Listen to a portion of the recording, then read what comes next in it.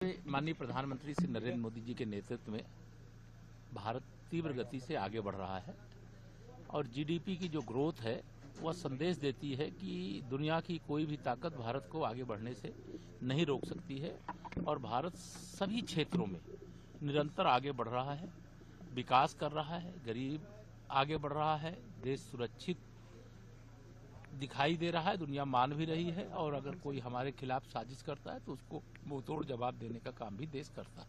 Sir, Akhilesh Yadav लगातार SIR और BLO का मामला, आज उन्होंने बीएलओ को बुलाया है जिनके परिवार में डेथ हुई है, उनको 2-2 लाख रुपए देंगे। कल फतेहपुर में बीएलओ से मिले, उसके बाद उन्होंने शेयर भी देखिए, श्री अखिलेश यादव जी की पार्टी और उनके परिवार का जो राजनीतिक अस्तित्व है वह कैसा होने वाला है, ये बिहार के विधानसभा के चुनाव के रिजल्ट से साफ संदेश आ चुका है।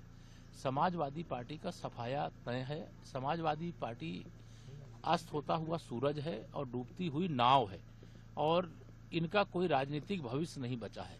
ये समाज में विष वमन करने की कोशिश करते हैं। एक पवित्र लोकतंत्र के लिए कार्य चल रहा है एसआईआर का, जिसका भारतीय जनता पार्टी का एक एक कार्यकर्ता दिन रात मेहनत करके और उसके फार्म को भरवाने का काम कर रहा है और अखिलेश यादव जी और उनकी पूरी पार्टी इसके खिलाफ दुष्प्रचार कर रही है। जिस रास्ते पे श्री राहुल गांधी, जिस रास्ते पे श्री तेजस्वी यादव, उसी रास्ते पे अखिलेश यादव जा रहे हैं। तो जो दुर्दशा कांग्रेस की हुई है, जो दुर्दशा राष्ट्रीय जनता दल की हुई है, उससे भी बुरा हस्र समाजवादी पार्टी का होने वाला है।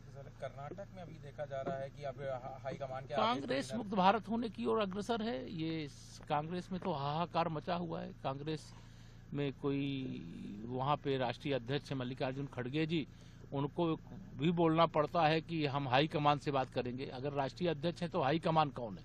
तो कांग्रेस तो इस समय बहुत डगमगाती हुई नैया है उनकी। धन्यवाद।